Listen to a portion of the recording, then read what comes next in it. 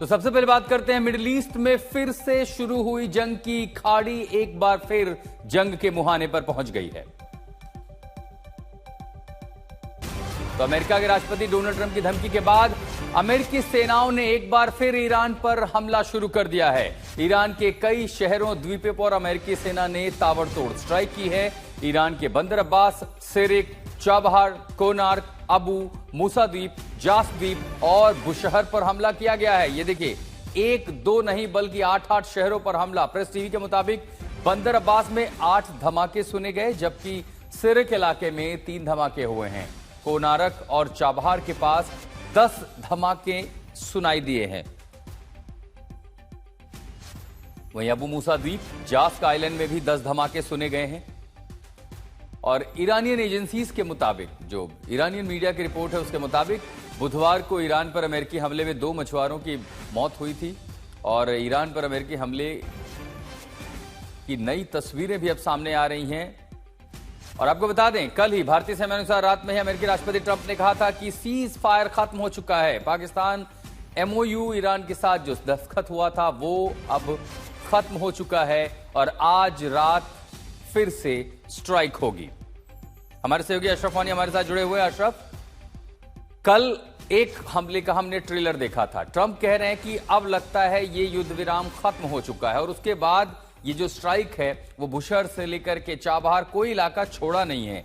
क्या ये नए युद्ध का आगाज है या सिर्फ दबाव की टैक्टिक्स की? हम थोड़ा सा ट्रेलर दिखा रहे हैं लेकिन अभी पर्दे के पीछे चर्चा चलती रहेगी, क्योंकि जो भी इस कहते हैं कि इसका जो जवाब होगा इस हमले का, ये दरअसल पूरे वैश्विक पटल को बदल के रख देगा।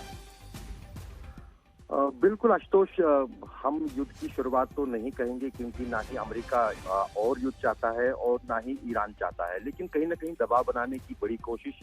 और इसका जो पूरी तरह से जो इसका आकलन दिया था वो कल अमेरिकी राष्ट्रपति डोनाल्ड ट्रंप ने दिया था कि अब एमओयू उनके लिए कोई मायने नहीं रखता है। और जाहिर है कि ये जो सिलसिला एक दूसरे पर हमलों का है, ये आने वाले दिनों तक और भीषण हो सकता है, क्योंकि हमने कल देखा 80 जगहों पर अमेरिका की तरफ से ईरान के दक्षिणी इलाकों पर और द्वीपों पर हमले हुए थे।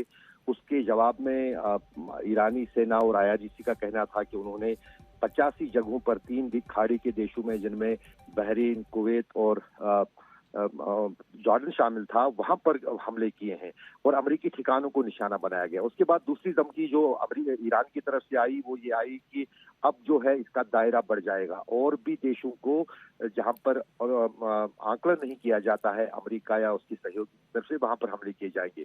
दूसरी तरफ जो इसमें सबसे बड़ी बात सामने आ रही है वो ये है कि इजराइल जो है वो बहुत तेजी से तैयारी कर रहा है एक और हमले की ईरान पर।